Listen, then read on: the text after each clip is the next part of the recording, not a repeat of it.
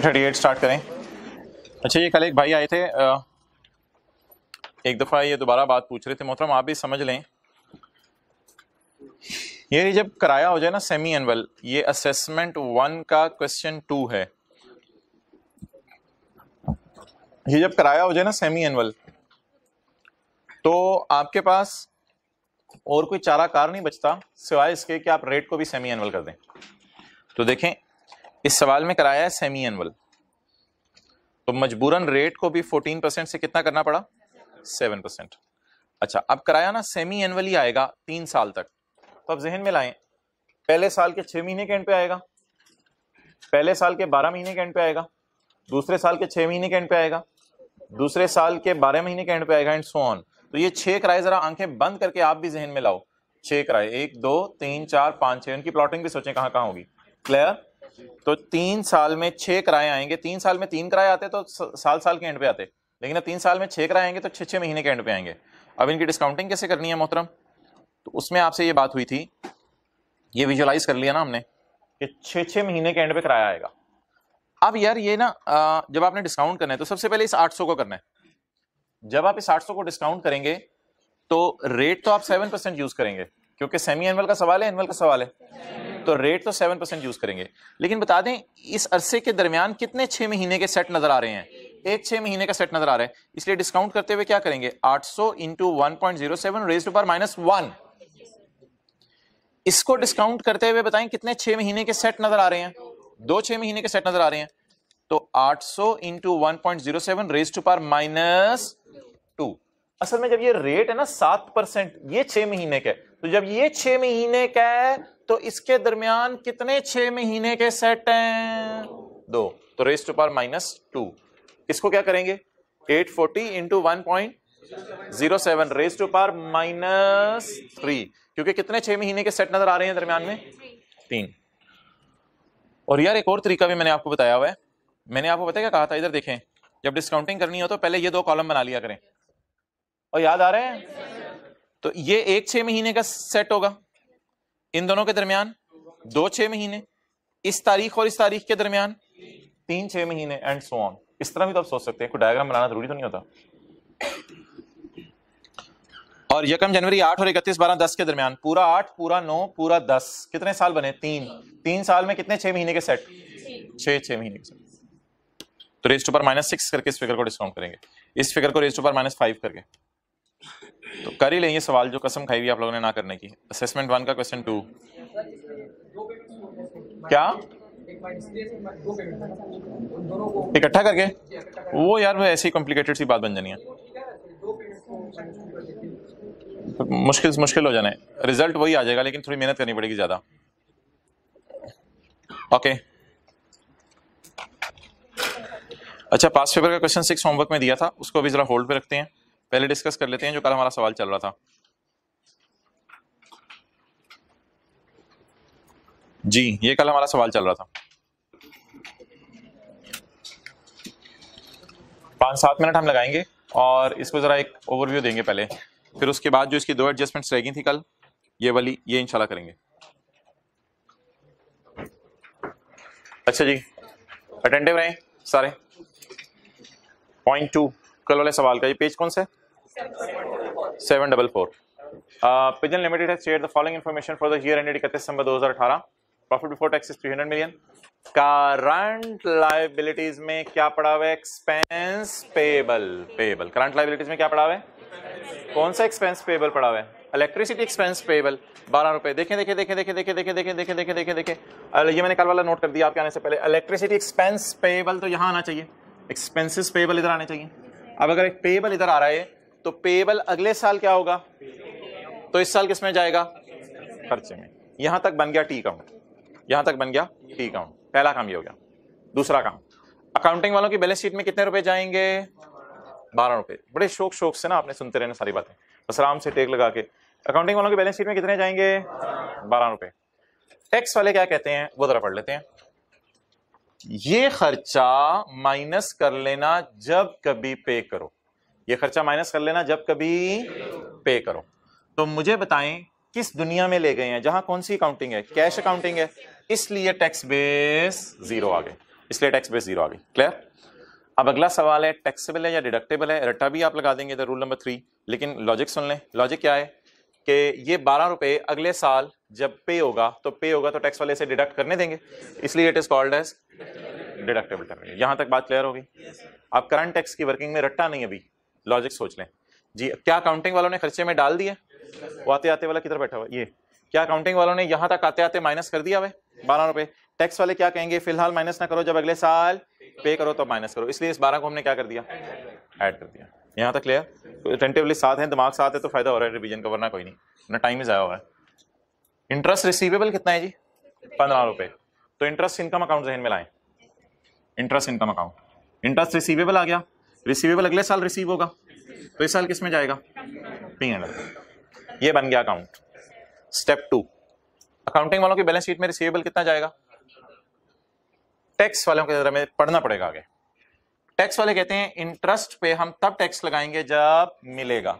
Interest पे कब tax लगाएंगे? जब मिलेगा। तो कौन सी अकाउंटिंग और दुनिया में चले गए हैं? कैश वाली दुनिया में रिसीवेबल्स पेबल्स एग्जिस्ट करते हैं? नहीं करते। तो टैक्स बेस क्या ले लें? 0। ये हमारी ये वाली डिस्कशन भी हो गई, ये वाली डिस्कशन भी हो गई। अब ये वाली डिस्कशन मुझे बता दें, जब ये अगले साल मिलेगा तो फिर टैक्स वाले क्या कहेंगे, इस पे टैक्स दो। जी बिल्कुल, the revenue will be taxed on cash basis. Tax वाले जब ये मिलेगा तो टैक्स वाले इस पे कहेंगे टैक्स दो। तो जब अगले साल जब ये मिलेगा तो टैक्स वाले इस पे क्या मांगेंगे, टैक्स। तो it is taxable in future, that's why it is called as taxable temporary difference. Clear? अगली बात, अब अगली बात जरा सोचें, अकाउंटिंग वालों ने प्रॉफिट तक पहुंचते पहुंचते आते आते क्या ये इनकम में डाल दिया? टैक्स वाले कह रहे हैं जब मिले तो इनकम में डालो, तो फिलहाल इनकम में डाल दिया हुआ है तो निकाल देना चाहिए, इसलिए माइनस हुआ था यहाँ। क्लियर? क्या चीज? हाँ, अगली adjustment, prepaid insurance. Prepaid insurance पहले हमें सोचना पड़ेगा एक्सपेंस है या इनकम है। एक्सपेंस है, इंश्योरेंस इज एन एक्सपेंस, तो प्रीपेड इंश्योरेंस एक्सपेंस है। एक्सपेंस पेएबल है या प्रीपेड है?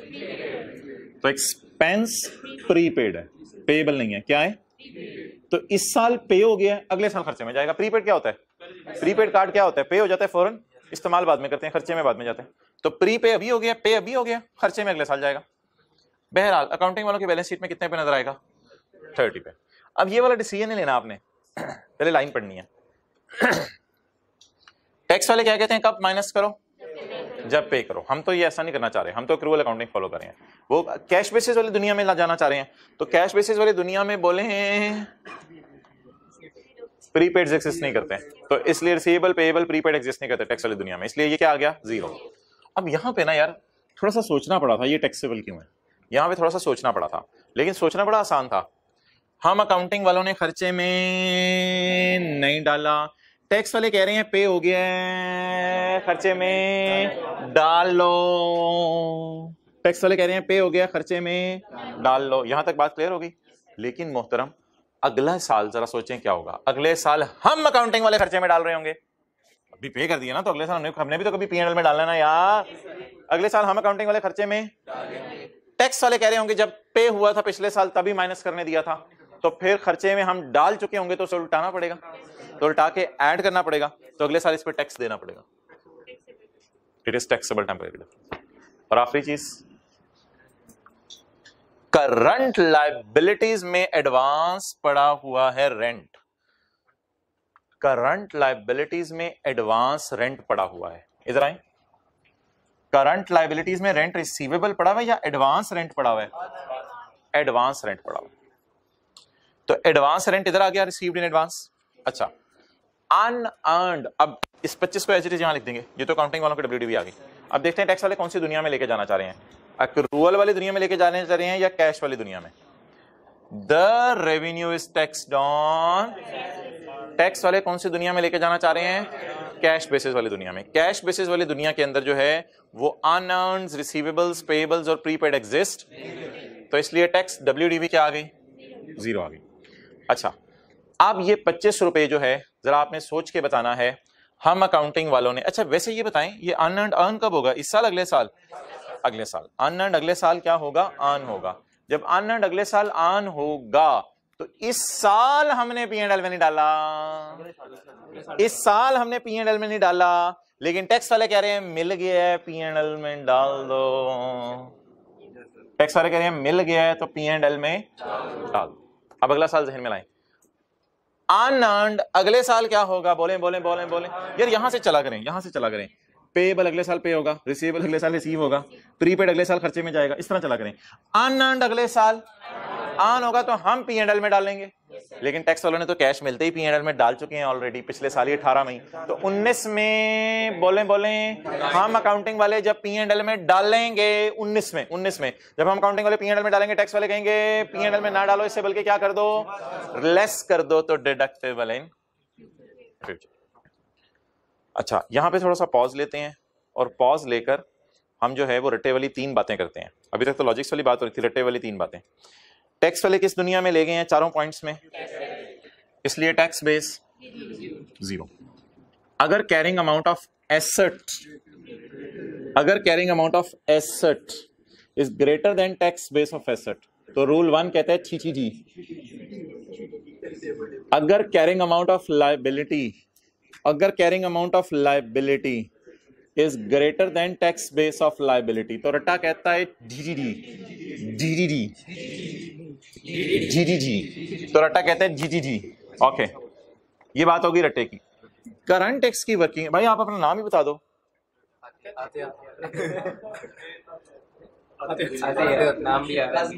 काजी, पूरा नाम मोहम्मद उस्मान काजी, काजी मोहम्मद उस्मान। अच्छा, काजी भाई ने कल सवाल पूछा था कि करंट टैक्स की वर्किंग में रट्टा समझ नहीं आया। तो करंट टैक्स की वर्किंग में क्या समझ नहीं आया? रट्टा समझ नहीं आया। रट्टे वाली क्या बात की थी हमने?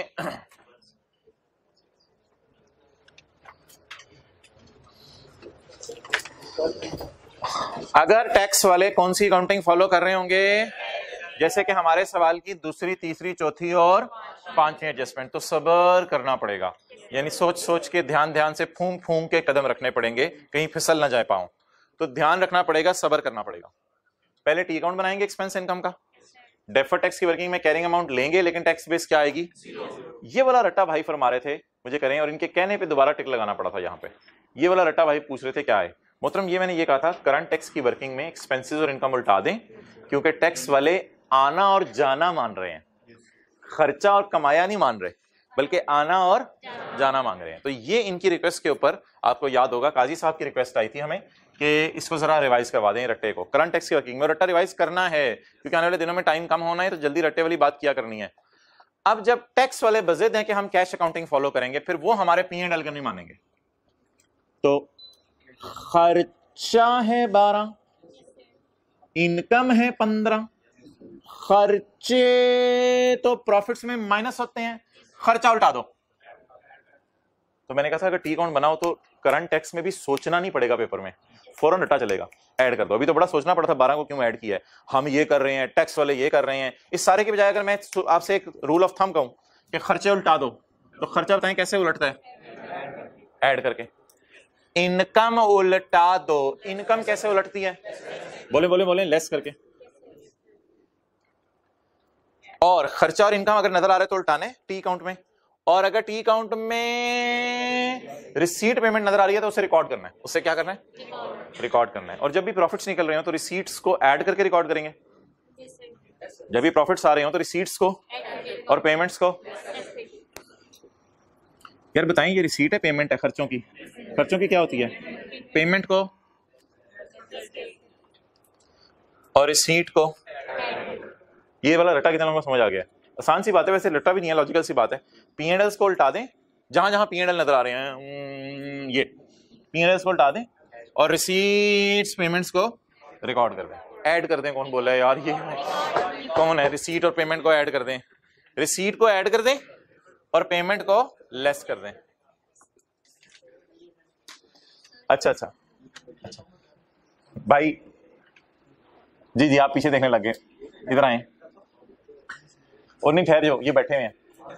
तरम मोहतरम, ओके।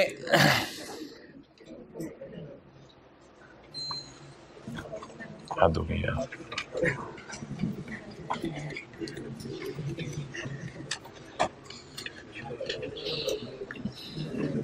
यार ये अगले 2 पॉइंट बड़े मजे के थे, इनको जाते हुए हम डिलाइटफुल हो गए थे।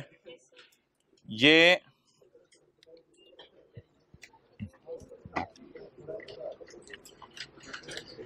यहां तो हमें सब्र करना पड़ा था, यानी चीजों को फूंक फूंक के लेके चलना पड़ा था। लेकिन इधर देखें आप, 0.6 जरा मेरे साथ, या नहीं इसको चुप करा यार, ये तो गरारी इसकी चलती रहनी है एंड तक। 0.6 करंट, कुछ नहीं यार, हाथ दोगी। Current liabilities include salary payable with a carrying amount of salary payable, salary payable, salary payable, salary payable. पे कब होगी? अगले साल। फिलहाल ये ना पढ़, ओ ना ना उधर मुंह ना कर। फिलहाल ये ना पढ़ टैक्स वाले क्या चाह रहे हैं, पहले इस अकाउंट को तो पूरा कर लें। सैलरी पेबल, सैलरी पेबल, पे कब होगी?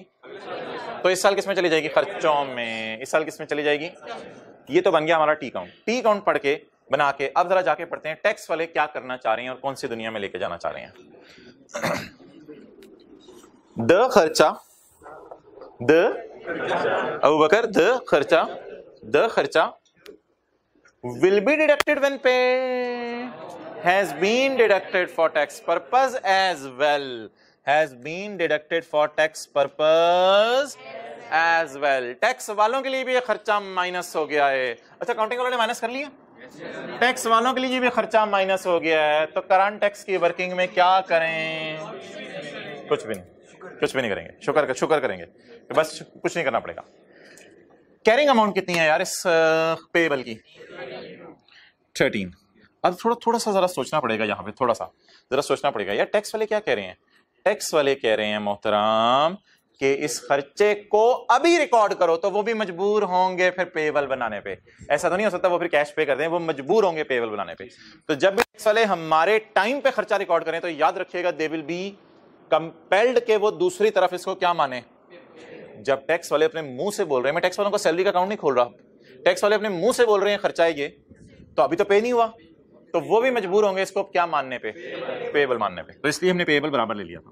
तो यही क्वालिटी हुआ करेगी सवाल की कि जब टैक्स वाले एक्रूअल अकाउंटिंग फॉलो करेंगे तो कैरिंग अमाउंट और टैक्स बेस क्या आ जाया करेगी? बराबर आ जाया करेगी। तो डेफर्ड टैक्स की वर्किंग में थोड़ा सा शो करना है जरा चीजों को, करंट टैक्स में तो शो भी नहीं करना हमने, क्योंकि टैक्स और अकाउंटिंग वाले एक ही बात कर रहे हैं। नेक्स्ट, डेटर की कैरिंग अमाउंट कितने मिलियन है? बस आगे ना पढ़े। डेटर की कैरिंग अमाउंट कितनी है? 50। तो सेल ज्यादा हुई होगी या कैश ज्यादा आया होगा? सेल ज्यादा हुई होगी, तो इसलिए सेल यहां लिख ले 50। अब हम अकाउंटिंग वाले प्रॉफिट तक आते आते कितनी सेल डाल चुके हैं? 50 की। टैक्स वाले क्या कह रहे हैं? द रेवेन्यू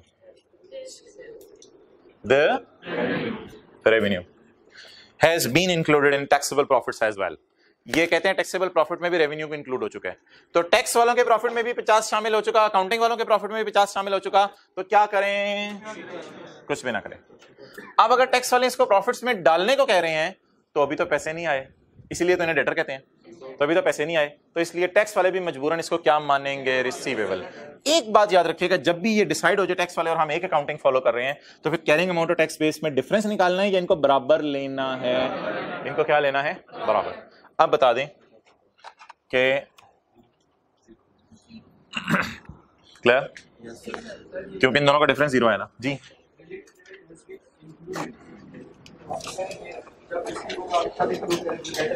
नहीं, रिलेटेड रेवेन्यू पहले तो बता दें।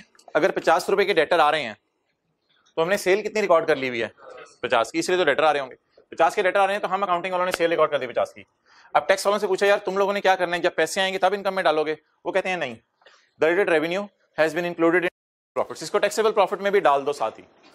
तो फिर उन्होंने भी साथ ही टैक्सेबल प्रॉफिट्स में डाल दिया, हम भी प्रॉफिट्स में डाल चुके हैं, इसलिए करंट टैक्स की वर्किंग में कुछ करने की जरूरत नहीं है। ओके अच्छा मोहतरम, ये आ जाए आगे, मारे जाऊं, आप भी आगे आ जाए मोहतरम, इस रो में आ जाओ, खाली है ये रो। अच्छा यार, ये 2 एडजस्टमेंट छोड़ी तो थी, लेकिन ये तो आसान थी और छुड़वानी बनती नहीं थी, क्योंकि ये तो मशहूर ज़माना एडजस्टमेंट्स हैं। और dividends have a carrying amount of 23 million. Dividends की कैरिंग अमाउंट 23 मिलियन है। डिविडेंड क्या है? रिसीवेबल है। The dividend are not taxable का क्या मतलब होता है? कब टैक्स लगेगा? जब आएंगे, जब कमाएंगे, या कभी भी नहीं? कभी भी नहीं। Current liabilities include fine payable, the fines are not deductible for tax purpose. तो क्या मतलब है? ये डिडक्शन नॉट अलाउड है। तो डिविडेंड क्या है जी? Exempt income. और फाइन वगैरह डिडक्शन नॉट अलाउड। तो इनका बता दें जी। वैसे तो अकाउंट बनाने की जरूरत नहीं है, लेकिन अकाउंट में आपके सामने जरा बना रहा हूं। Dividend receivable has a carrying amount of 23 million. अच्छा, सारी चीजें छोड़ें, डिविडेंड एक्सपेंस है, इनकम है? डिविडेंड इनकम है। डिविडेंड इनकम होने के साथ साथ रिसीवेबल है या अनअर्न्ड है? अब जरा जहन में लाएं, इनकम्स अकाउंट जो कल बनाने सिखाए थे, कल आपको दो अकाउंट बनाने सिखाए थे, इनकम्स का अकाउंट और एक्सपेंस का अकाउंट। तो डिविडेंड इनकम। अब आप जरा मुझे बता दें, रिसीवेबल है तो ओपनिंग रिसीवेबल, क्लोजिंग रिसीवेबल जी? नहीं, हमें मिल रहे हैं, हमें मिला डिविडेंड, हमने डिविडेंड दे रहे।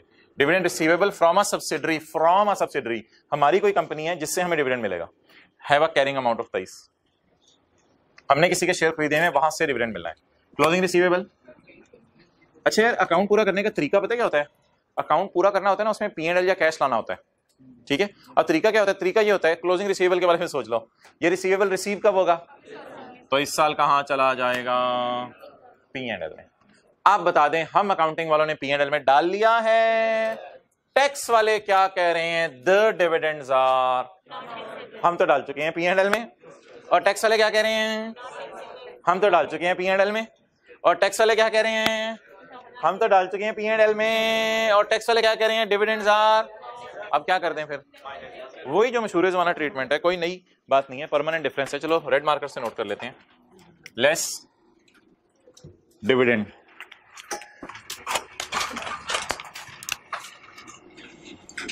एग्जाम्प्ट जी, कितना? 20। हम इनकम में डाल चुके हैं, वो कह रहे हैं नेवर टैक्सेबल, तो इसलिए इनकम में से निकाल दें, नेवर टैक्सेबल।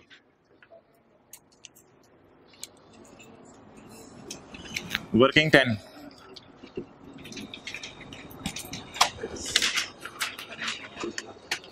करंट लायबिलिटीज में फाइन पड़ा हुआ है 29 मिलियन का। यार आगे ना पढ़ा करें, टैक्स वाले क्या कह रहे हैं छोड़ें, पहले ये लाइन पढ़ के ना टी अकाउंट बना लिया करें। करंट लायबिलिटीज में फाइन पेबल पड़ा हुआ है 29 का।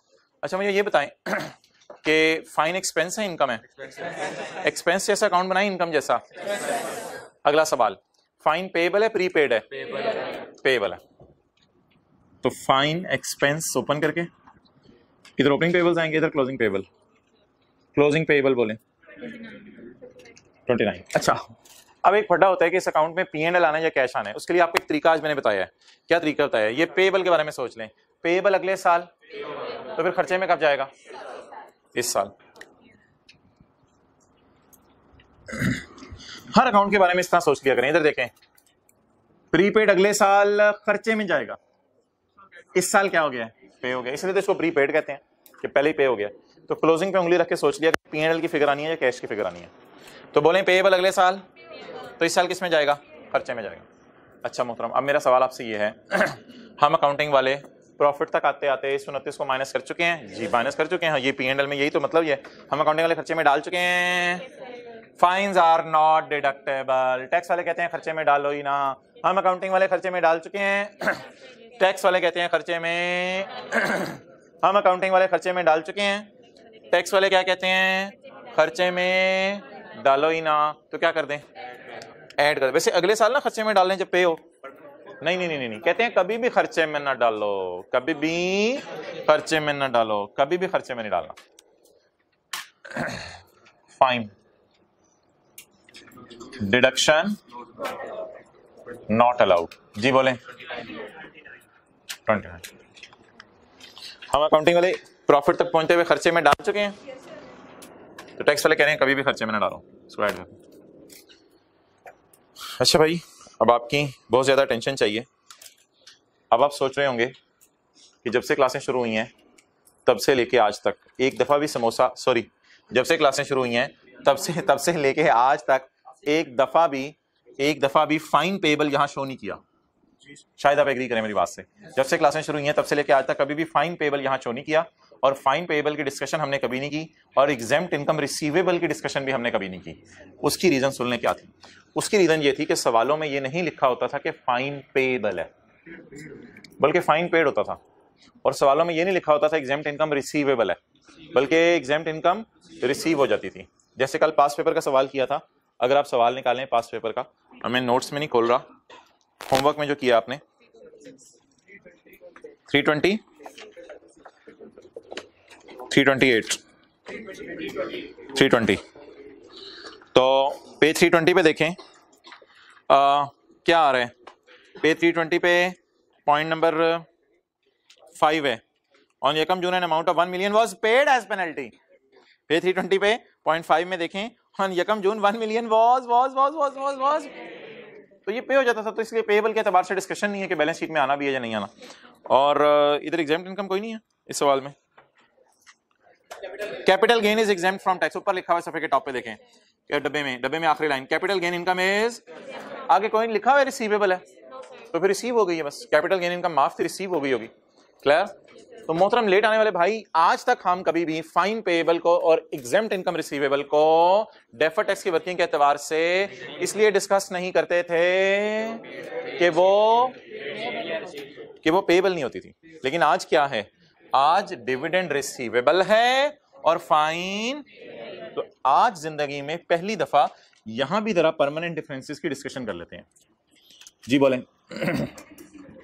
डिविडेंड, अच्छा वैसे अकाउंटिंग वालों की बैलेंस शीट में कितना आ रहा है ये तो बता दें। अकाउंटिंग वालों की बैलेंस शीट तो ये होती है ना, अकाउंटिंग वालों की बैलेंस शीट में कितना आ रहा है, और ये 23 लिखने पे आपको मार्क्स मिल गए, आधे मार्क्स कैरिंग अमाउंट के जो मार्क्स उसने रखे होंगे। और इधर फाइन पेएबल कितना जी? 29। अच्छा थोड़ा सा पहले आप सोचें कि टैक्स वालों की नजर में तो फाइन पेएबल शेबल नाम की चीज कोई एग्जिस्ट करनी चाहिए। टैक्स वालों की नजर में fine payable down to earth तो नहीं, अच्छा जी, तो फाइन पेएबल, जरा टैक्स वालों की नजर में फाइन पेएबल शेबल को एग्जिस्ट करना चाहिए। बिल्कुल सही फरमा रहे हैं आप, टैक्स वालों की नजर में फाइन पेएबल एग्जिस्ट ही नहीं करना चाहिए। क्यों नहीं एग्जिस्ट करना चाहिए? क्योंकि वो फाइन को फाइन खर्चा नहीं मानते, तो फिर उसके पेएबल को पेएबल कहां से मानेंगे? क्लियर? तो जो जहन और थॉट और सोच जा रही है ना, वो इस तरफ जा रही है कि ना उन्होंने फाइन अभी माइनस करने दिया, ना पे करने पे माइनस करने देंगे, ना जिंदगी में कभी माइनस करने देंगे।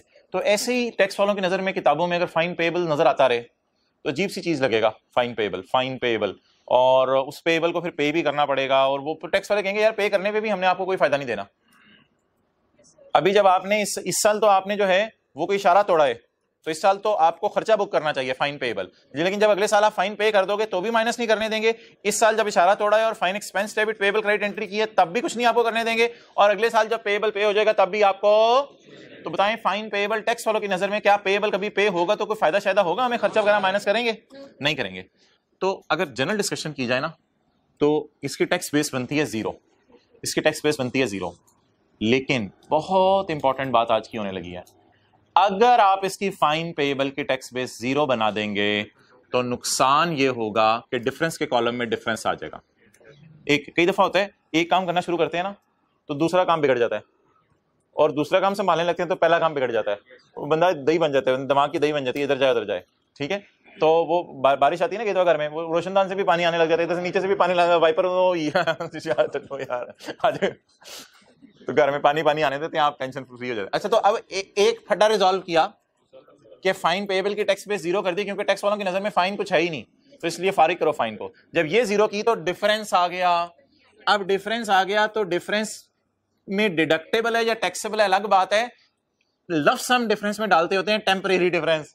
अल्लाह अकबर, इधर टी डालें या डी डालें वो अलग बात है, टी डालने या डी डालने ये मेरी बहस नहीं है, टैक्सेबल है या डिडक्टेबल है, लेकिन उसके आगे वाले दो लफ्ज क्या होंगे?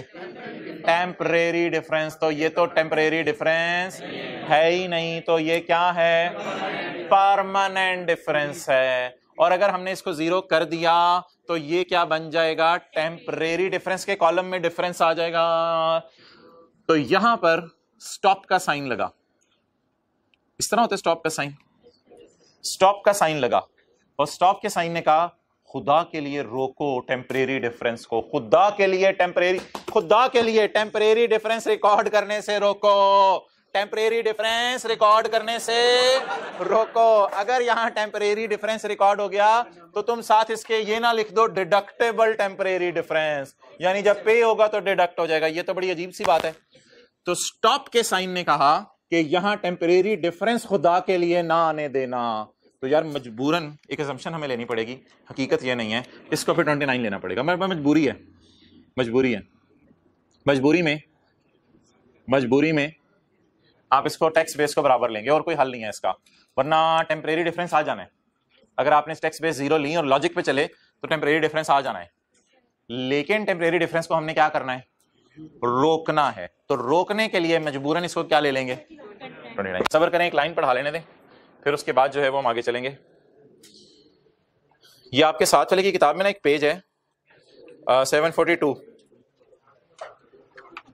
है, देखें चेक करें, पेज 742 है साथ वाले की किताब में। ये ना यार कल हमने ना बातें की थी, देखें इधर, कल हमने बात की थी सब्र की, शुक्र की। आज हम अजीब सी बात करने लगे हैं, कल सब्र और शुक्र की बात की थी, आज हम अजीब सी बात करने लगे हैं। In case of permanent difference, exempt income आगे लिखें रिसीवेबल, एग्जेम्प्ट इनकम रिसीवेबल। हुण पूछ रहे पेज केड़ा है, अरे यार की बंदे हैं यहाँ, पेज 742, पहले चिल मार के बैठे थे। अच्छा हुण 742 एग्जेम्प्ट इनकम के साथ लिखें रिसीवेबल और डिडक्शन नॉट अलाउड पेएबल। इन बोले in deferred tax working carrying amount will and tax base will be zabardasti assumed to be equal to reason we do not want the creation of, हम temporary difference नहीं create होने देना चाहते। और अगर खुदा ना खास्ता टैक्स बेस 0 ले ली इनकी तो टेम्परेरी डिफरेंस फुड़क के बाहर आएगा परिंदे की तरह, तो वो उसको संभालना फिर मुश्किल हो जाएगा। घर में परिंदा आ गया तो फिर अम्मी कहती है निकालो, दिल चाहते हैं ना निकालो। तो नहीं, परमानेंट डिफरेंस लफ्ज यहाँ नहीं होता, परमानेंट डिफरेंस नाम का कोई लफ्ज नहीं लिखना यहाँ पे। एक भाई ये मशवरा दे रहे हैं इसको आने दें, यहाँ 29 साथ लिख दें परमानेंट डिफरेंस। नहीं ऐसे नहीं है, स्टैंडर्ड में लिखा हुआ है, आप इसको अज्यूम कर लो कि ये टैक्स बेस और कैरिंग अमाउंट क्या है, बराबर है। सिमिलरली आगे चलें, डिविडेंड रिसीवेबल किताबों में कोई एग्जिस्ट नहीं करता। तो जब डिविडेंड रिसीवेबल किताबों में एग्जिस्ट नहीं करता टैक्स वालों की नजर में, तो डिविडेंड रिसीवेबल बुक करने की जरूरत नहीं है। लेकिन एक और मसला आ जाएगा, वो मसला क्या आ जाएगा कि अगर मैंने कहा डिविडेंड रिसीवेबल टैक्स वालों की नजर में है ही नहीं क्योंकि माफ है डिविडेंड, तो फिर अगेन यहां पे क्या आ जाएगा, तो टेम्परेरी डिफरेंस को आने से स्टॉप करना पड़ेगा। स्टॉप करने का तरीका क्या है, तो टैक्स बेस को क्या ले लो, बराबर ले लो। तो ऐसे ही ना आखिरी दो एडजस्टमेंट्स को स्टार लगा के एक दफा इधर भी लिख लें ताकि बात पक्की हो जाए। आखिरी दो एडजस्टमेंट्स को ना ऐसे डब्बे में लें, देखें इधर, और ऐसे स्टार लगाएं। These both are permanent differences, किताब पे लिख लें, किताब पे स्टार लगा के इन दोनों को। These both are permanent differences, so we will take their carrying amount and tax base equal. These both are permanent differences, so we will take their carrying amount and tax base equal.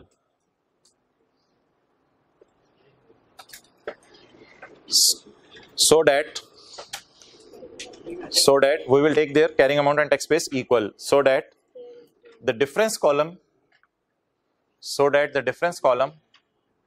show rupees 0. So that the difference column show rupees 0. चलेंगे, याद करिएगा, कल ये बात दोबारा revise कराऊंगा। तो it's over now, यहाँ तक हमारी बातें सारी मुकम्मल हो गई। और जी हाँ परमानेंट डिफरेंस है, ओके। अच्छा जी, इधर देखें, सवाल की रिक्वायरमेंट क्या है, calculate current tax and for the year या as on, for the year और एज ऑन में आज आपको मैं फर्क जरा बता देता हूँ। अभी फर्क बताता हूँ, फॉर द ईयर और एज ऑन में क्या फर्क होता है। अच्छा चलें, बहरहाल अभी इधर आए, अटेंटिव रहिएगा। पहले ये जरा पूरी करा दें काम, फिर अगला काम मैं करता हूँ। ये जरा पूरा करा दें। 290 8 देना ब्लैक मार्कर जी। टैक्स बता दें एट द रेट ऑफ 89.4। अच्छा ये अब कितना 8 थी ओके 8 थी को मल्टीप्लाई करें 2 पॉइंट DTL।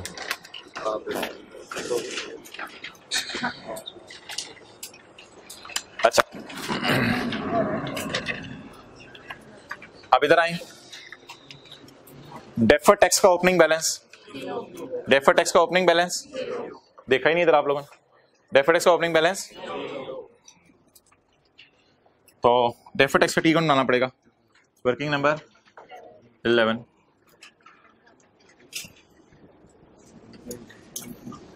यकम जनवरी 2000 यकम जनवरी 2000 नहीं यकम जनवरी 17 यकम जनवरी 18 है यकम जनवरी 18 और 31/12/18 कैरी डाउन 2 पॉइंट। असल में ना ये 2.4 एज ऑन होता है ये वाला 2.4 यहां से DTE निकलता है एक्सपेंस फॉर द ईयर। तो एक्सपेंस फॉर द ईयर बताएं वो भी इत्तेफाकन 2.4 ही आ गया जी। भाई उल्टी तो नहीं सीधी सीधी कैसे CT डेबिट CTB क्रेडिट ये भी खर्चा है और DTE डेबिट DTL क्रेडिट ये भी खर्चा है दोनों खर्चे होंगे। अब सवाल की अगर रिक्वायरमेंट आप पूछें तो सवाल की रिक्वायरमेंट आप असल में ये सारी वर्किंग्स में आप डाल सकते हैं चीजें और सवाल की रिक्वायरमेंट में अगर यहीं सॉल्व कर दूं तो current tax expense is rupees बोले 89 point and deferred tax expense is rupees 2.4 और ये रिकॉर्डिंग है रिवर्सल है रिकॉर्डिंग है यानी GTE डेबिट हो रहा है या GTE क्रेडिट हो रहा है GTE डेबिट हो रहा है तो रिकॉर्डिंग ऑफ एक्सपेंस है इज रुपीज 2.4। ये सवाल की रिक्वायरमेंट थी। नोट बनाने तो ऐसे ही 1-2 मिनट में बना लें लेकिन कुछ खास चाहिए नहीं। बताएं जी नोट CTE कितना है 89 पॉइंट DTE की जनरल एंट्री बताएं DTE debit means negative sign खर्चा है कितना 2.4 कितना हो गया 91.8 और आगे चलें रिकॉन्सिलिएशन प्रॉफिट रेट कितना आ गया।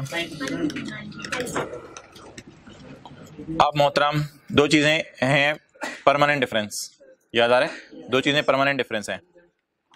डिविडेंड कितना है इंटू 30% इसको करंट टैक्स में लेस किया है तो यहां भी और क्या है फाइन जी इसे करंट टैक्स में ऐड किया है तो यहां भी 91.8। तो भाई वो जो आप सवाल पूछ रहे थे यहाँ नेगेटिव 91.8 आ रहा है या 91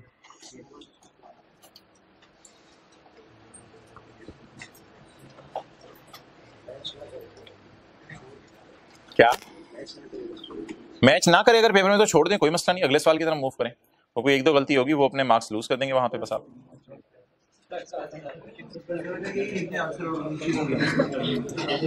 कर लो शायद उसको पता चल जाए इस तरह कि आपने क्या करने की कोशिश की है फिर वो सोचेगा इस बच्चे को मार्केट में CA की लॉन्च करें या ना करें। ओके एथिक्स का चैप्टर फिर कहेगा पढ़ो जरा। आलू वाला होता है ना समोसा मजे का होता है लाल वाली चटनी के साथ। ओके अच्छा जी काजी साहब आप इन बातों को छोड़ें और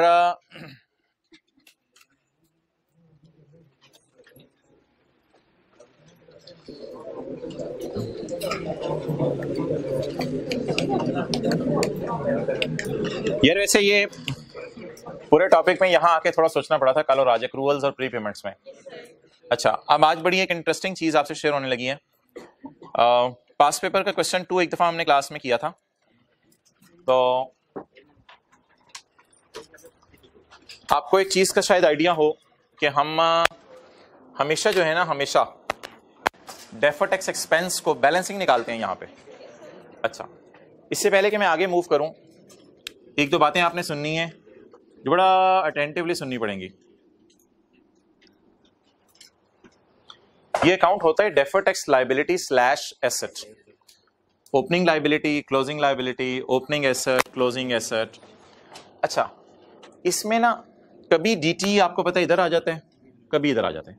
फर्ज करें लायबिलिटी अकाउंट है, फर्ज करें लायबिलिटी अकाउंट है, अगर डीटी इधर आए बैलेंसिंग, तो इसको क्या कहेंगे? एक्सपेंस बढ़ रहे हैं या कम हो रहा है? वो जरा सोच के बात करते हैं। एक्सपेंस डेबिट, लायबिलिटी क्रेडिट, तो एक्सपेंस बढ़ रहा है, तो क्या मैं कह सकता हूं अगर इधर कभी भी आ जाए तो ये रिकॉर्डिंग की साइड है, चाहे एसेट है फिर भी, चाहे एसेट है फिर भी, चाहे लायबिलिटी अकाउंट है फिर भी, उससे फर्क नहीं पड़ता। डीटीई डेबिट होना है ना, ये वाला अकाउंट क्रेडिट होना है।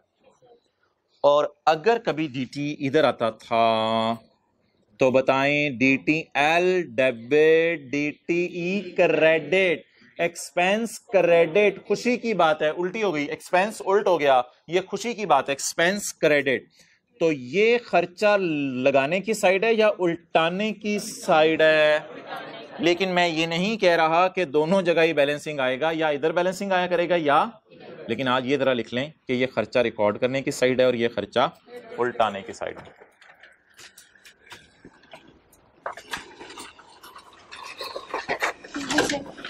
जैसे हम लोगों ने पहले पढ़ा था कि टैक्स वाले जो है वो कैसे सिस्टम मूव ऑन करते हैं। हाँ, वो बात कल हमने चेंज कर दिया। हाँ, तो अगर पेनल्टीज और ये जो चीज़ें एग्जाम्प्ट इनकम में आती हैं या डिडक्शन नॉट अलाउड में आते हैं, अगर एग्जाम में स्पेसिफिकली लिख दें कि टैक्स वाले इनमें कंसीडर कर रहे हैं, तो फिर हम लोग फिर तो कर लेंगे, लेकिन ऐसा पॉसिबल नहीं है। अच्छा मोहतरमा, आज ये काम मैं आपके सामने करने लगा हूं, लेकिन काम के दरमियान आपको पता है बड़े कहते हैं डिस्टर्ब ना किया करो। तो जब काम करके फारिग हो जाएंगे ना, तो फिर आपको उस काम का मकसद पता चलेगा कि वो काम मैंने किया क्यों है।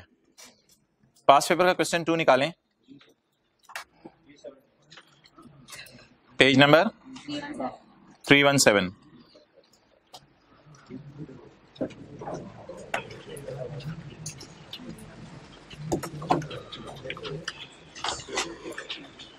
अच्छा, ये जो पास पेपर का क्वेश्चन 2 है, इसका क्वेश्चन आपने खोल के रख लिया। शायद आपको याद हो अकाउंटिंग और टैक्स डब्ल्यूडीवी दी हुई थी, फिर बैड डेट एक्सपेंस और शुरू के दिन थे। तो इस सवाल के अब मैं सॉल्यूशन में आने लगा हूं। सॉल्यूशन में, और पेज 328 पे, पेज 328। भाई बात आसान सी है, लेकिन अटेंशन लूज किए बगैर आपने समझनी है। मोहतरम, आपको याद हो कि ना याद हो, मेरे ख्याल से आधे बच्चों को याद होगा, इसमें कैरिंग अमाउंट आई थी 95 और टैक्स बेस आई थी 90, और प्रोविजन फॉर डाउटफुल डेट 12 था। बाकी ये पॉजिटिव नेगेटिव छोड़ें, हम इधर इस तरह नहीं लिखते होते, बेशक आप लिख लें, हम इधर टीटीडी लिखते होते हैं और इधर डीटीडी लिखते होते हैं, वो पॉजिटिव नेगेटिव कंफ्यूजिंग हो जाता है, डीटीडी। अच्छा मोहतरम, ये आपको एक चीज पता है जो आज से पहले हम करते रहे हैं, हम डेफर्ड टैक्स की वर्किंग करते थे एज ऑन वाली, और ये नेगेटिव पॉजिटिव छोड़ें, ये असल में 2.45 डीटीडी था, तो ये डीटीडी के ऊपर जो है वो डेफर्ड टैक्स एसेट बना था, डेफर्ड टैक्स एसेट। आपको याद होगा ये डेफर्ड टैक्स एसेट हम कैरेड डाउन बना देते थे यहां पे, और इसको निकालते थे डीटी को हम बैलेंसिंग। डीटी को क्या निकालते थे? बैलेंसिंग। आज आपको एक चीज बताई जाने लगी है, इस डीटी को बैलेंसिंग निकालने की बजाय एक शॉर्टकट तरीके से निकाला जा सकता है। अगर वो शॉर्टकट तरीका लगा लें तो ये डेफर्ड टैक्स की जो वर्किंग है ये अवॉइड हो सकती है, लेकिन पेपर में करना ऐसा नहीं, कब करना है वो मैं बता दूंगा। ये जो डेफर्ड टैक्स की लंबी चौड़ी वर्किंग हम करते हैं ना, ये अवॉइड हो सकती है। यानी कि इधर देखिएगा, ये डेफर्ड टैक्स की वर्किंग अवॉइड हो सकती है। हम ये वाला 2.4 इधर लिखते हैं और ये डीटी क्या निकालते हैं। इस सारी वर्किंग की बजाय आप करंट टैक्स की वर्किंग से भी चीजों को हासिल कर सकते हैं, करंट टैक्स की वर्किंग से भी चीजों को हासिल कर सकते हैं। उसके लिए क्या करना पड़ेगा? उसके लिए आपको कोई लंबा चौड़ा काम नहीं करना। आपने 4 कॉलम बनाने हैं और 4 कॉलम आप बनाएंगे जिस तरह 4 column carrying amount text base में बनाते थे, तो 4 कॉलम बना के आपका रिजल्ट अचीव हो जाएगा। पास्ट पेपर का क्वेश्चन 2, इसके अंदर मैं अभी साल की बात करने लगा हूं 2010। देखते रहिएगा, अभी नोट नहीं करना। 4 कॉलम क्या बनेंगे? अकाउंटिंग प्रॉफिट, क्या जी? अकाउंटिंग प्रॉफिट और टैक्सेबल प्रॉफिट। ये मैं भाई ये अकाउंटिंग प्रॉफिट, ये टैक्सेबल प्रॉफिट, और अगला कॉलम उसी तरह डिफरेंस का, और अगला कॉलम उसी तरह टैक्स का। क्लियर? अच्छा, मैं इस वक्त पेज 328 पे हूं, पेज 328 पे हूं, और आपने मुझे बताना है 2010 के अकाउंटिंग प्रॉफिट्स कितने हैं? 45। हाईलाइट कर लें, ये टिक कर लें। 2010 के अकाउंटिंग प्रॉफिट्स कितने हैं? 45। 2010 के टैक्सेबल प्रॉफिट्स कितने हैं? 30 पॉइंट। मैं टैक्स नहीं पूछ रहा, मैं टैक्सेबल प्रॉफिट्स पूछ रहा हूं। टैक्सेबल प्रॉफिट्स कितने हैं? 30.75। इन दोनों को उठा लेते हैं, इन दोनों को उठा लेते हैं। ये पेज कौन सा है? 328। बताएं अकाउंटिंग वालों का प्रॉफिट 45। आपको पता है हम कर क्या रहे हैं? हम करंट टैक्स की वर्किंग से डेफर्ड टैक्स निकालने की कोशिश करने लगे हैं। टैक्स वालों का प्रॉफिट 30.75, डिफरेंस 9.25। डिफरेंस क्या आ गया? 9 पॉइंट। Tax rate 14.25। पता नहीं क्या कर रहे थे। 14 point. Tax at the rate of 35%। Tax at the rate of 30। आप 14.25 पे डरते डरते 35% लगा दें। 4 पॉइंट, इधर आओ मेरे साथ, 4.99 आ गया जवाब। इसको चलो मैं खुद ही छुपा लेता हूं, ठीक है? 4.99।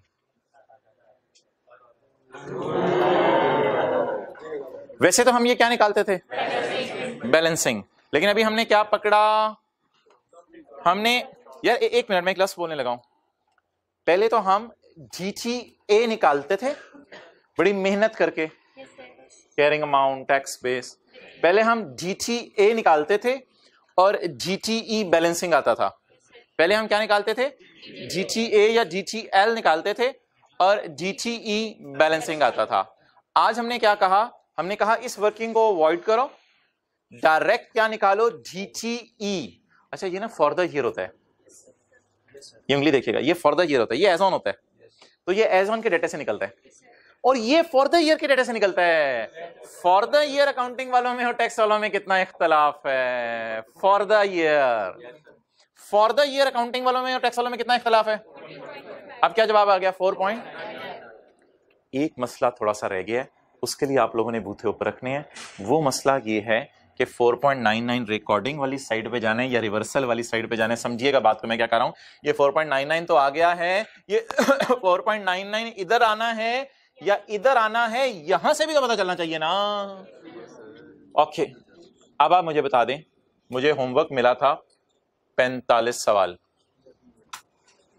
मैंने किए कितने? 30। यही बातें हुई थी ना शुरू वाली क्लास में, पहली क्लास में ये बातें हुई थी। मुझे होमवर्क कितने मिले? 45 सवाल, और मैंने किए कितने? 30। अब आप मुझे बता दें, क्या मैं और सवाल करने के लिए लायबल फील करूं? तो बताएं मैं क्या बनाऊं? लायबिलिटी बनाऊं।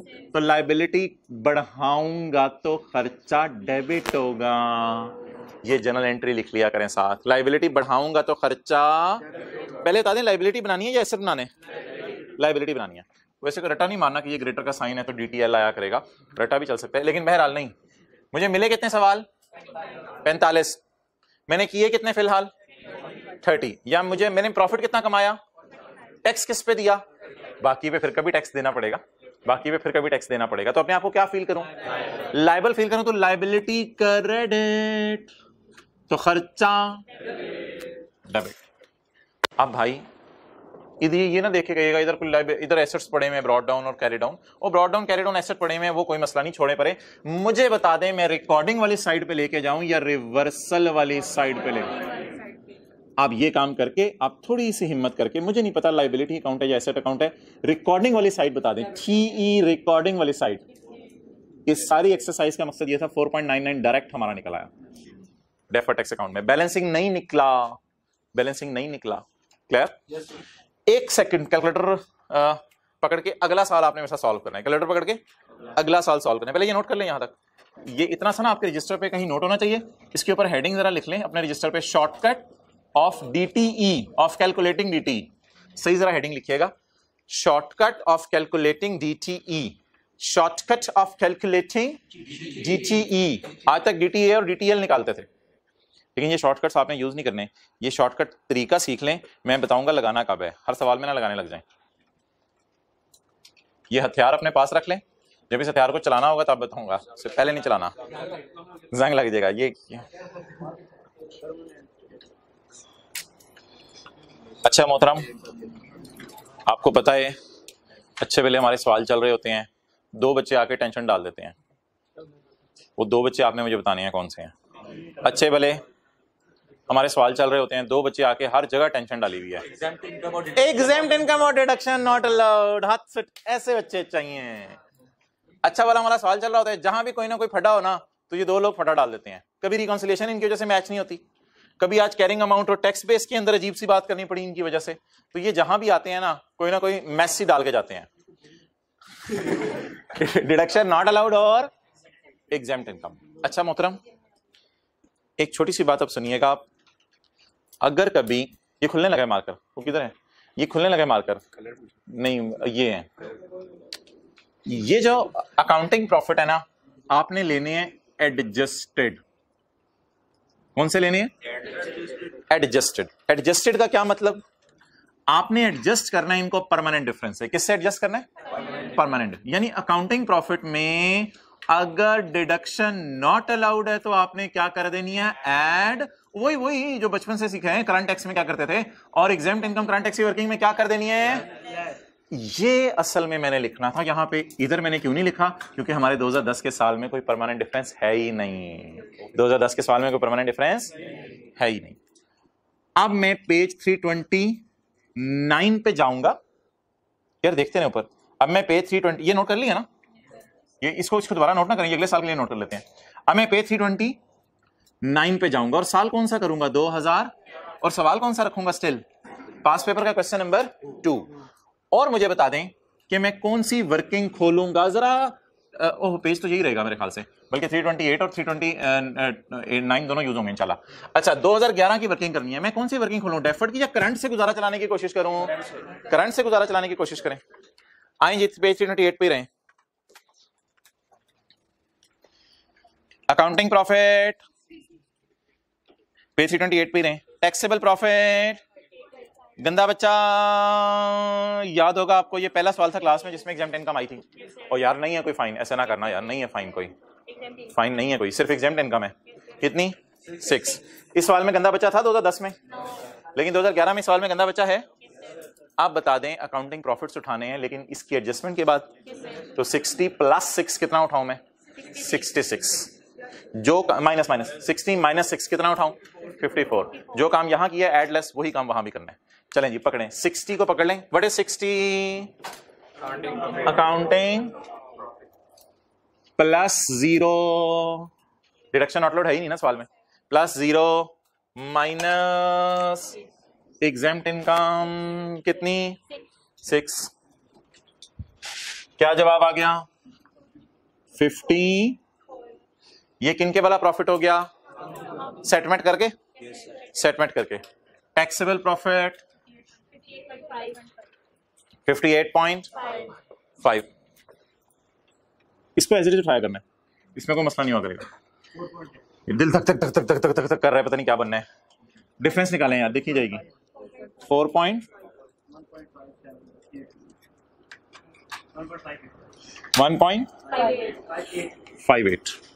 1.58 क्लियर, 1.575 आ रहा है या 1.58 आ रहा है, राउंड करके 1.58 आपने बोला है, क्लियर। अब डरते करते अगले पेज पे जाएं और अगले पेज पे डेफर्ड टैक्स का अकाउंट खोलें और डेफर्ड टैक्स का अकाउंट खोलकर चाचा इधर इधर इधर चाचा इधर। वैसे तो हमने पहले से ही निकाला था क्योंकि मेहनत करके पहले ये निकाला था 4.03 4.03 कहाँ निकाला हुआ मेहनत करके ये 4.03 बड़ी मेहनत करके निकाला था। कैरिंग अमाउंट टैक्स बेस 4.03 मेहनत करके निकाला था और इसको क्या निकाल लिया था बैलेंसिंग। अभी 1.58 डायरेक्ट शॉर्टकट के जरिए निकलाया। अच्छा अब अगेन वही मसला कि डेफर्ड टैक्स अकाउंट मुझे नहीं पता लायबिलिटी है या एसेट है, उससे फर्क नहीं पड़ता। एक साइड है रिकॉर्डिंग की, एक साइड है, उसके लिए आपने थोड़ा सा मेरे साथ साथ सोचना है। 54 सवाल मिले थे, लेवल चेक करें आप 58 करके सोए हैं या हद है, लेवल है। 54 सवाल मिले थे, कितनी 8 करके सोए, कितने करके सोए 58 करके सोए। तो लाइबल फील करेंगे रात को सोते हुए या एंटाइटल्ड फील करेंगे? लाइबिलिटी बुक करें या एसेट बुक करें? लाइबिलिटी बुक करें या एसेट बुक करें? एसेट बुक करें। हाँ वो एसेट बुक करें, एसेट डेबिट करें, एसेट बुक करें। एसेट बुक कर लिया, एसेट बुक कर लिया तो एसेट डेबिट, तो एसेट अगर बुक करना है एसेट डेबिट तो खर्चा क्रेडिट। अच्छा यार एक मैं डिस्क्लेमर दे रहा हूं, ये कभी एसेट होता है कभी लाइबिलिटी होती है, वो समझने के लिए आपको मैंने इधर जो है वो एसेट बनाया है, लेकिन खर्चा क्रेडिट होना चाहिए, ये कॉन्सेप्ट ज्यादा इंपॉर्टेंट है। क्यों खर्चा क्रेडिट किया मैंने? क्योंकि मैंने एसेट बनाया है, एसेट डेबिट खर्चा क्रेडिट। आप बता दें जी इसके साथ क्या लिखूं, रिकॉर्डिंग रिवर्सल। तो इतनी लंबी एक्सरसाइज का ना फायदा ये हुआ है कि अकाउंट जो मर्जी हो पेपर में वो फर्क नहीं पड़ता, साइड आपने ना ये वाली लेनी है।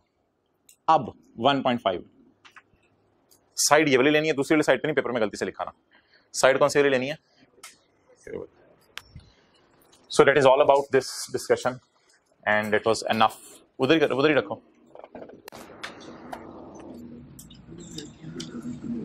भी करेंगे, वो भी नहीं किया।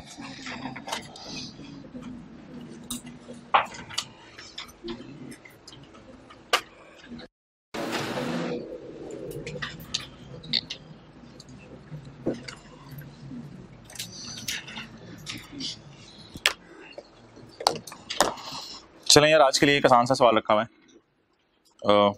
आ जाए लेक्चर नोट्स में वापस।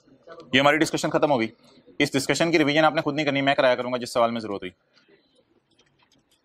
ये क्या था? Shortcut way of calculating GTE for the year, shortcut way of calculating GTE for the year. Camera उधर कर दो, उससे किसी ने नोट ना किया हो।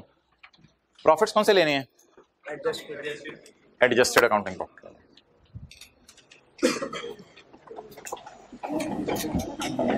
Adjusted for what? दो अजीब से बच्चे, कौन से? एग्जेम्प्ट इनकम और एडजस्ट भी उनको कैसे करना है? फाइन को ऐड करके और एग्जेम्प्ट इनकम को लेस करके। आ जाओ भाई।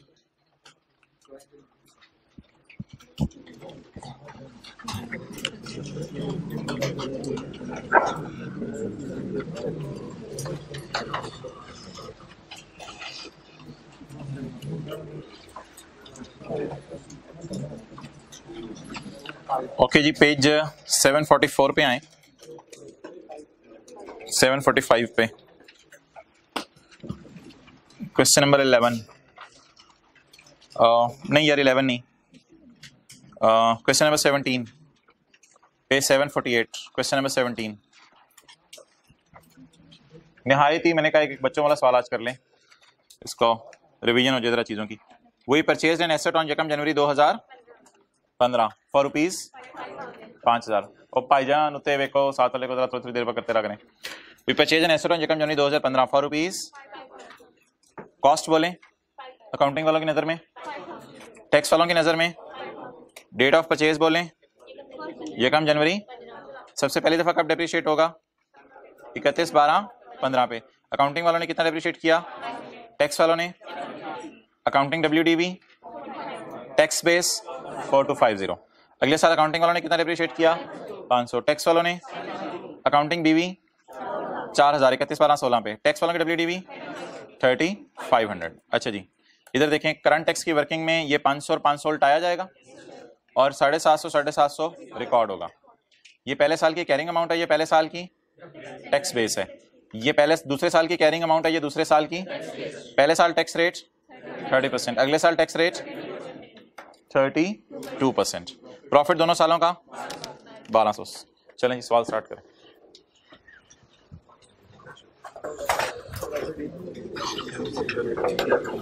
करंट टैक्स की वर्किंग, ये क्या कह रहे हैं आपको साथ वाले को, ये क्या क्या कह रहे हैं? सबसे पहले आपने घबराना नहीं है, नहीं सबसे पहले आपने वर्किंग 1 करनी है, सबसे पहले आपने बिस्मिल्लाह पढ़नी है और वर्किंग 1 शुरू करनी है। बाकी फजर की नमाज जो सुबह पढ़ के आता है वो अल्लाह की जिम्मेदारी में आता है, तो माशाल्लाह सारे अल्लाह की जिम्मेदारी में, आप परेशान नहीं होना। वर्किंग 1 से शुरू करें, और ये जो उल्टी बात भी है अगर नहीं पढ़ के आए। अच्छा जी, तो लेट स्टार्ट वर्किंग 1। लेकिन असल में ना ऐसा हो नहीं सकता कि मुसलमान नमाज छोड़ दे, तो इसलिए साथ वाले से ये कभी सवाल अजीब सी बात हो जाएगी पूछना तुमने नमाज पढ़ी है, क्योंकि मुसलमान हो और नमाज छोड़े तो इम्पॉसिबल है। करंट टैक्स जी हजरात, प्रॉफिट बिफोर टैक्स 2000। ना कैमरा उधर ना लेके जाओ, ये किताबें आप घरों में मौजूद है इनके पास। पहला साल कौन से 2000 और दूसरा साल 16 जी। प्रॉफिट ब्लैक मार्कर भी देखना, काला सा काकू जैसा। एड अकाउंटिंग वालों की डेप्रिसिएशन और लेस। अंकल जी ब्लैक मार्कर कोई ला दें। लेस क्या करना है बोले? टैक्स वालों की ओहो जी 500 750 या 750 क्या फरमा रहे भाई? टैक्सेबल प्रॉफिट 500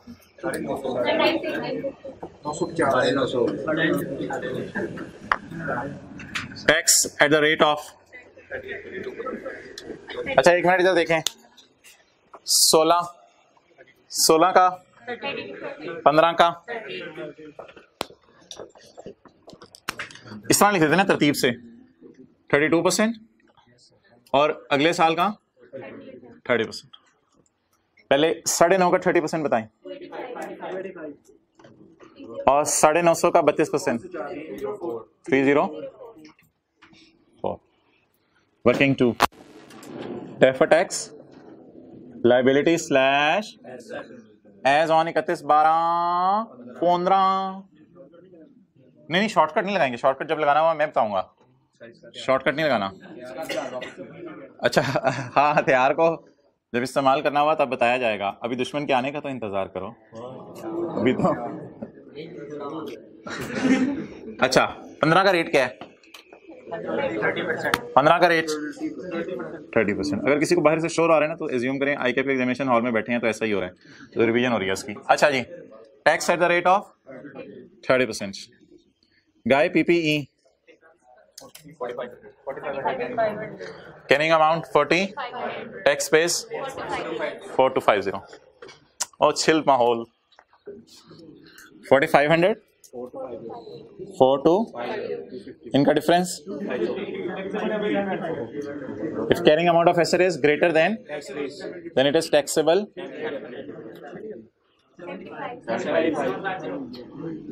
7 भाई ओ पाईजान 300% नहीं है, 30% टैक्स है, तो जान लेगा लाले की। 1 0 आगे ज्यादा डाला था ना, ये खतरनाक बात है। आप चुप कर जाना, बस हो गया, आप चुप कर जाना। Working 3 defer tax 31/12/16। Property plant and equipment carrying amount tax base difference और at the rate of 32%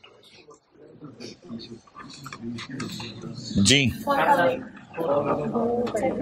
carrying amount tax BV जी। अकाउंटिंग वालों की BV कितनी है? और टैक्स वालों की डिफरेंस, बीवीज में डिफरेंस कितने हैं? This BV is greater than this BV, carrying amount of asset is greater than tax base of asset. Okay, गाय मुस्कुराए। ओके जी, 500 पे कितने % लगाना है आप? 32%। कितना?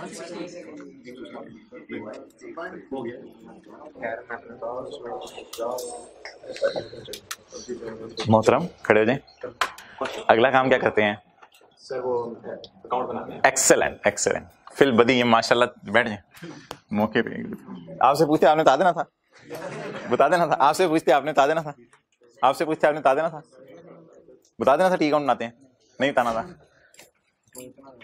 अच्छा जी, वर्किंग फॉर भाई पहले एवरी पॉसिबल एफर्ट कर लेते हैं 31/12/14 का बैलेंस निकालने की। 31/12/14 का 31/12/14 का बैलेंस निकालने की एवरी पॉसिबल एफर्ट कर लेते हैं। 31/12/14 यकम जनवरी 15 मुझे पता है 31/12/14 का बैलेंस नहीं निकल सकता क्योंकि यकम जनवरी 15 को तो एसेट खरीदा है।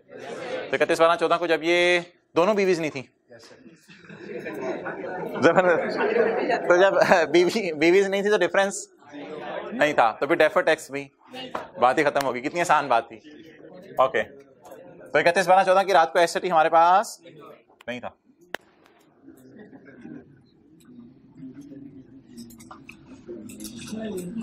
अच्छा, इसको ना अकाउंट को आप लोगों ने कंप्लीट नहीं करना। आज इस अकाउंट में एक नई चीज आनी है, इसलिए ओवर एफिशिएंट जो बन रहा है ना उसको जरा रोके। अकाउंट बना के पारक हो गया है, रिकंसिलिएशन पे पहुंचा। हम तो माल कर रहे हैं रिकंसिलिएशन तो यार जान वो चेती है तो टोर जा। Deferred tax liability. अच्छा, 31/12/15 को कैरी डाउन। ओ भाई इधर देख, ओ भाई पहले सही किया मैंने या बाद में सही किया? पहले सही किया। इधर कैरी डाउन जी, कैरी डाउन बोलें 31/12/15। नहीं, पहले कैरी डाउन लिख लिया करें, ब्रॉड डाउन छोड़ें। 31/12 कैरी डाउन 160। ये क्या आगे दोनों सालों के carry down. Deferred tax liability, deferred tax liability. अब इन कैरी डाउन्स को क्या बनाएं? Brought down. हमें 3 ब्रॉड डाउन चाहिए, 2 सॉरी, एक इधर का और एक इधर का ब्रॉड डाउन। लेकिन ये ब्रॉड डाउन 0 है क्योंकि यकम जनवरी 15 को ये एसेट हमने खरीदा है, तो 31/12/14 की रात को था ही नहीं ये एसेट। और यकम जनवरी 16 ब्रॉड डाउन 75। ओके, इस साल डेफर्ड टैक्स एक्सपेंस निकलवा दें, उसमें कोई मसला नहीं। बैलेंसिंग 70। अच्छा, अब जरा अटेंटिव रहना है, अब अटेंटिव रहना है, सारे ऊपर देखते रहें।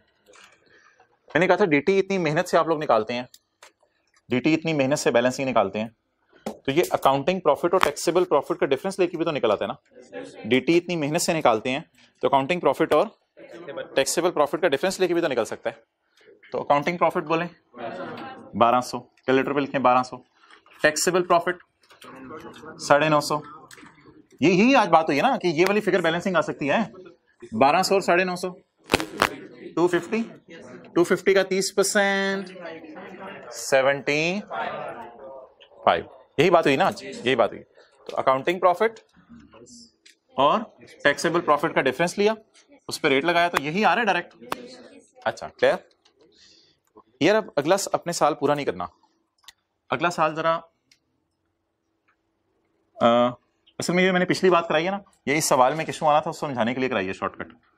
ये जरा बैलेंसिंग निकालें, देखिएगा जरा खामोशी से छा गई है।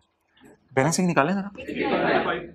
85। एक काम करें, आज आपने भी करना है, एक काम करें, पकड़ें 1200 पकड़ें 950। कैलकुलेटर पे इसका डिफरेंस ले लें, 250 आ गया।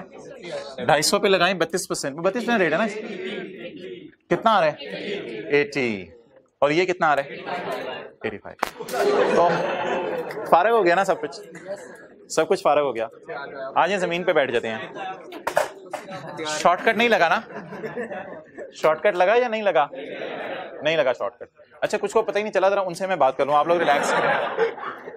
मैंने पता क्या कराया था, मैंने कहा था पहले साल अकाउंटिंग प्रॉफिट, वो जो 4 कॉलम बनाए थे हमने, accounting profit, taxable profit, difference और टैक्स, थोड़ा इधर करके बनाए थे 4 कॉलम। तो मैंने कहा 1200 950 का डिफरेंस है 250 का 30% आ रहा है 75।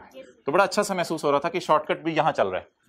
फिर अगले साल भी मैंने यही किया, 1200 और 950 का डिफरेंस 250 पे लगाया 32%, वो अनलकीली आ गया 80, और इधर क्या आ रहा है 85। असल में मोहतरम ये मैच नहीं करेगा क्योंकि रेट चेंज हो रहा है, तो इस फैक्टर को ना हम अलग इनकॉर्पोरेट किया करेंगे, रेट चेंज वाले फैक्टर को। रेट चेंज वाले फैक्टर को कैसे इनकॉर्पोरेट किया करेंगे अलग, अब जरा ये देखिएगा।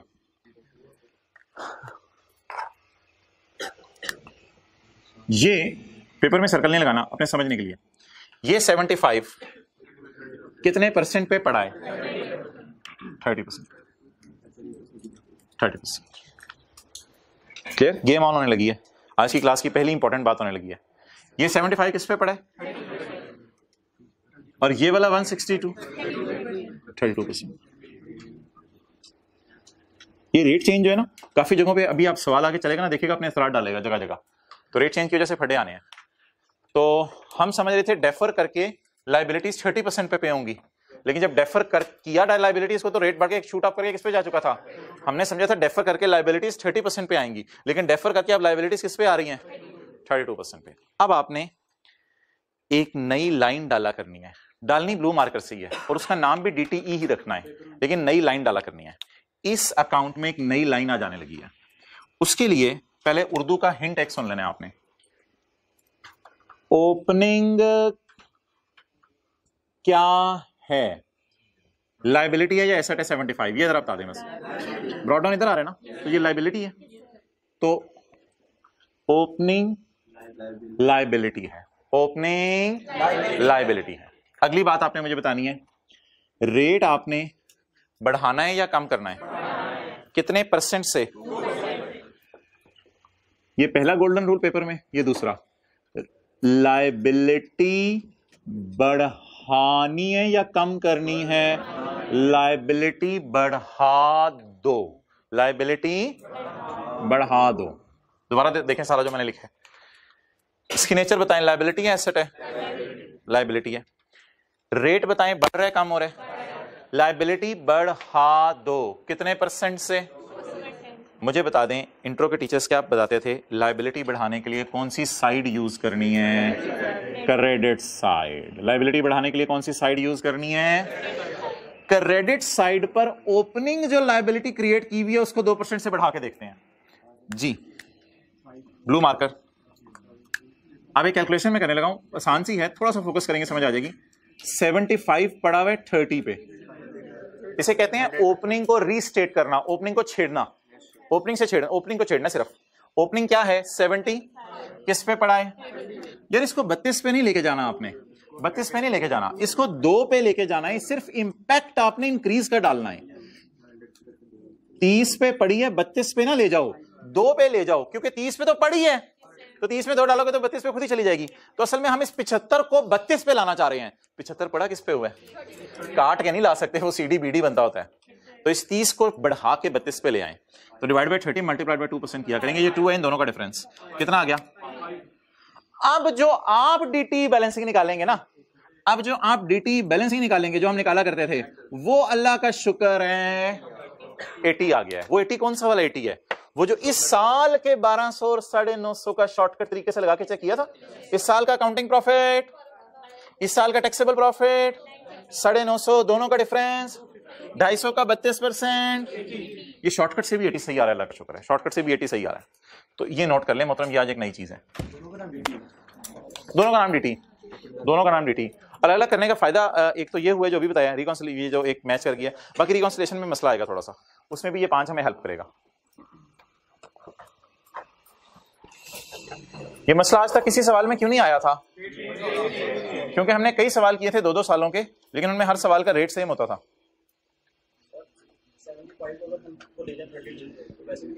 तो यार वो BD गलत हो जाएगा ना, BD तो पिछले साल का CD होता है, तो 75 को काट के हम नहीं 80 लिख सकते। 75 डिवाइड बाय 30 into 32, हाँ अच्छा हाँ, वो उस तरह भी करके, लेकिन शॉर्टकट आपने लगाना नहीं ना कभी।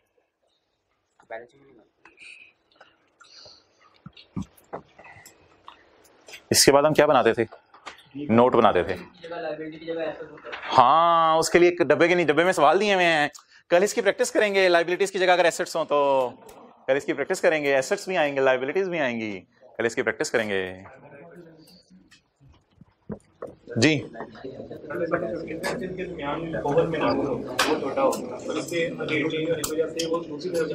वो कल रिवीजन में आएगा आएगा। ओके अच्छा जी, मोहतरम बता दें, नंबर 1 ओपनिंग क्या है? लाइबिलिटी है। नंबर 2 लाइबिलिटीज को बढ़ा दो कितने परसेंट से? 2% से। लाइबिलिटी को बढ़ा दो 2% से, 2% से। तो लाइबिलिटी बढ़ाने के लिए साइड कौन सी है? Credit side. नहीं 160 को, ये तो जदीद जमाने की बात करो, ये तो पहले ही जदीद रेट है, तो जदीद को कदीम पे लेके जाना ये तो कुदमा वाली बात है। अच्छा ओके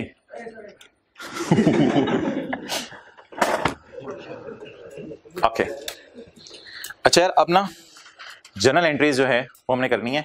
हर साल की कितनी जनरल एंट्रीज होती हैं? 2। लेकिन ये जो मेरा दूसरा साल है ना, इसकी मैं 3 जनरल एंट्रीज करूंगा, 3 जनरल एंट्रीज करूंगा। तो पहले मुझे 2010 की एंट्रीज करवा दें, 2015 की सीटी डेबिट और सीटीपी 285। 16 कहां से आ गया? 2015 की दूसरी एंट्री 75 रुपए की बताएं। डीटी डेबिट कितने से जी? ये तो मशहूर जमाना 2 एंट्रीज होती हैं पुरानी। 16 में सीटी डेबिट, नहीं सीटी डेबिट सीटीपी क्रेडिट कितने से? इसकी ना 2 एंट्रीज किया करें अलग अलग। एंट्रीज मुझे पता है एक ही बन रही है। डीटी डेबिट डीटीएल कितने से? 5 रुपए से। डीटी डेबिट डीटीएल क्रेडिट कितने रुपए से? 80 से। अलग अलग। नरेशन की भी जरूरत नहीं, नरेशन मैंने बतानी भी कल बता दूंगा। डीटी डेबिट डीटीएल क्रेडिट 5 रुपए से, और अगेन दोबारा डीटी डेबिट और डीटीएल क्रेडिट कितने से? 80 से।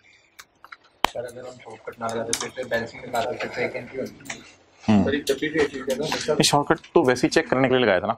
जब भी रेट चेंज होगा हमेशा इसी तरह करना है, हमेशा इस तरह करना है। और ये 5 आपने निकाल के चलना है। अगर गलती से आप 85 निकाल जाएंगे ना, तो आगे मैं जाके बताऊंगा नोट बनाने में भी मसला आना है। तो इसलिए नोट ने भी एंड में आउट होना है, वो आप देखिएगा कैसे आउट होगा। ओके अब हमारे पास ज्यादा मिनट बच गए हैं, 6-7 मिनट बच गए हैं, हमने सिर्फ नोट बनाना है। तो अटेंटिव रहें, कोई मसले वाली बात नहीं, नॉर्मल तरीके से नोट बनेगा। Company X note to the financial statements for year ended 31 December 16, और इसमें 15 भी आ जाएगा और 16 भी आ जाएगा। टैक्सेशन टैक्स एक्सपेंस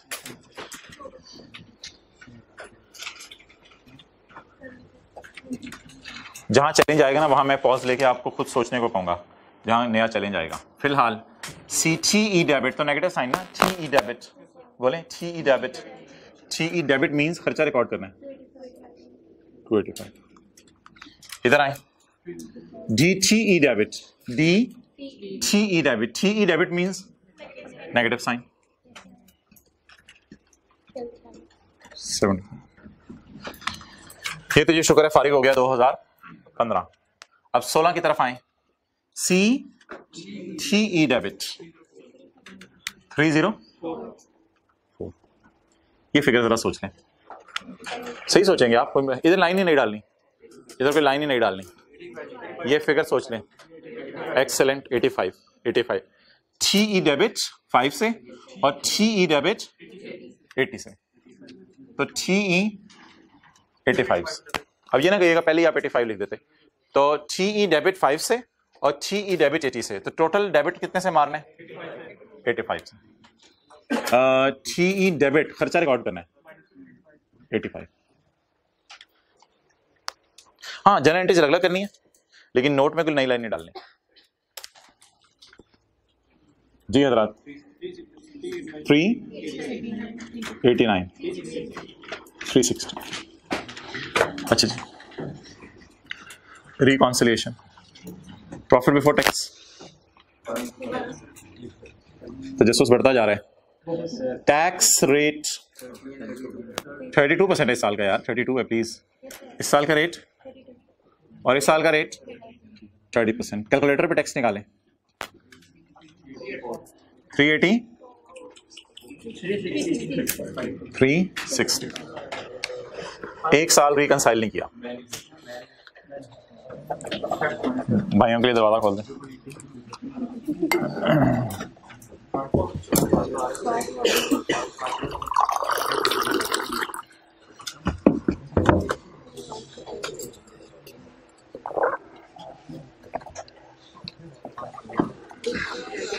अच्छा, अब सबसे पहले उन हजरात के लिए 100 तोपों की सलामी जो हजरात शुरू से ही लगे हुए हैं कि 5 को अलग क्यों निकाला है, उन हजरात की अजमत को सलाम। अगर ये 5 अलग हम ना निकालते तो फिर नोट में आके इन एनी केस आपको परेशानी की फिक्र होनी थी कि यार 289 इधर आ रहा है, 389 इधर आ रहा है और 384 इधर आ रहा है। तो नोट जब 5 से आउट होना था फिर मजबूरन आपको ये कैलकुलेशन करनी पड़नी थी। तो क्यों ना शुरू से ये कैलकुलेशन करके चलें। तो तरीका भी यही है, पैटर्न भी यही है, पूरी दुनिया में भी यही होता है, आपने भी यही करना है। जब भी क्या आ जाएगा, रेट डिफरेंट हो जाएगा। पिछले साल का रेट क्या है, हमारे साल का 32%। तो डिफरेंस कितने परसेंट आया, तो 2 का इफेक्ट अलग निकाल के रख लेने बेटा, तुम्हें यूज करेंगे। जनरल एंट्रीज में भी यूज कर लिया इसे, नोट भी टैली नहीं कर रहा, नोट में भी यूज कर लें। अच्छा, अब आप मुझे बता दें ये क्या है, खर्चा है टैक्स या इनकम है? हाँ, नेगेटिव हमने शो नहीं किया वो कोई मसला नहीं यार, खैर इधर नेगेटिव शो किया है ना, ये खर्चा है ना, ये भी खर्चा है। और सुबह सुबह बात हुई है, ये रिकॉर्डिंग वाली साइड है, ये खर्चा उल्टाने वाली साइड है, तो ये भी खर्चा है, ये भी खर्चा। हाँ, नेगेटिव में मैंने शो नहीं किया वो छोड़ने पर यार, ये छोड़े, खैर है वो हम 1200 पॉजिटिव असल में लिखते हैं। कुछ किताबों में यहाँ लिखा होता है ऐसे, यहाँ ऐसे लगा के ना 32% नेगेटिव लिख देते हैं वो लोग, तो कोई मसला नहीं, हमने नहीं लिखा और शुरू से हमारी 9 में हम नहीं लिखते, इसलिए थोड़ा अजीब सा लगता है, इधर नेगेटिव आ रहा होता है, इधर पॉजिटिव आ रहा होता है। अच्छा, मैं कुछ और बात कर रहा था, मैं कह रहा था ये 384 क्या है, खर्चा है, ये 384 भी खर्चा है और ये 5 भी खर्चा है। अब बताएं, खर्चे में खर्चा ऐड करना बनता है या लेस करना? खर्चे के रिवर्सल तो नहीं है, खर्चे में खर्चा क्या करना बनता है, ऐड करना बनता है। ऐड रेट चेंज का इफेक्ट। ये यार एक और रिकंसाइलिंग आइटम है जो आज हमारा आया है और इसका परमानेंट डिफरेंस से ताल्लुक नहीं है, ये बिल्कुल एक नई लाइन आज ऐड हुई है। और आपको मैंने रिकंसिलिएशन दिखाई थी एक पैकेजेस की, वो पता नहीं कितने ज्यादा रिकंसाइलिंग आइटम थे, तो आज एक नया रिकंसाइलिंग आइटम टपक पड़ा है हमारी जिंदगी में, रेट चेंज का इफेक्ट। कितना खर्चे में खर्चा क्या करना चाहिए, ऐड करना चाहिए। आप जरा चेक करके देखें, 389 रिकंसिलिएशन मैच करके। अच्छा यार, 1 मिनट रह गया, ये मैं वजह भी बता ही दूं आपको। ये असल में ना पता है चक्कर क्या होता है, असल में चक्कर ये होता है, अटेंटिव रहना आपने, असल में चक्कर ये होता है कि ये जो प्रॉफिट्स होते हैं ना, ये इस साल के होते हैं। इस साल के प्रॉफिट्स पे हम 32% लगाते हैं, तो इस साल का टैक्स निकला था 384। असल में पिछले साल का 32 पे लाना होता है, क्योंकि अब तो जब हुकूमत ने रेट बदल दिए हैं, तो जब भी ये टेम्परेरी डिफरेंसेस उल्ट होंगे तो 32 पे लाना होगा ना। तो असल में ये किस साल का प्रॉफिट होता है, हमारे साल का, और ये कैलकुलेशन तो कम्युलेटिव एज ऑन हो रही है। तो इस कैलकुलेशन का मकसद ही ये था कि पुराने साल वालों को भी 32 पे ले आओ, लेकिन ये प्रॉफिट हमारे साल के या पुराने साल के, ये तो सिर्फ हमारे साल के, तो इसलिए पुराने साल वालों को 32 पे लाने के लिए ये वाला हमें 5 का इंपैक्ट देना पड़ता है। बट छोड़े परे, लीव इट, इस साइड पे जाने की जरूरत नहीं थी। सादा सी मुझे बात बताएं, इन द एंड जब रिकॉन्सिलिएशन मैच नहीं होगी तो क्या किया करेंगे? ये जो फिगर निकाल के रखी हुई है ये खर्चा है, इस खर्चे को खर्चे में ऐड कर देंगे तो रिकॉन्सिलिएशन मैच कर देंगे। अच्छा, अब मैंने आपको होमवर्क देना था पास पेपर का क्वेश्चन 5, लेकिन अब मैं नहीं दे रहा, पास पेपर का क्वेश्चन 5 होमवर्क में नहीं दे रहा। अब आप लोगों ने फिर आज जो टाइम लगाना है ना, वो ये इन 2 सवालों पे लगाना है, यही क्वेश्चन 17, और यार खुदा के लिए इस सवाल को टाइम दे दें, इसके लिए फिर टाइम नहीं मिलना जिंदगी में। क्वेश्चन नंबर 10 जो कल शुरू किया था आज खत्म किया है, 10 और 17 के ऊपर बड़ी तसल्ली से टाइम दें। एक छोटा सा सवाल मैं आपको जो है वो देने लगा हूं, और वो मैं देने लगा हूं रेट चेंज का, वो भी कल ही दे देंगे बस, ठीक है। 10 और 17 कर लें, ओवर।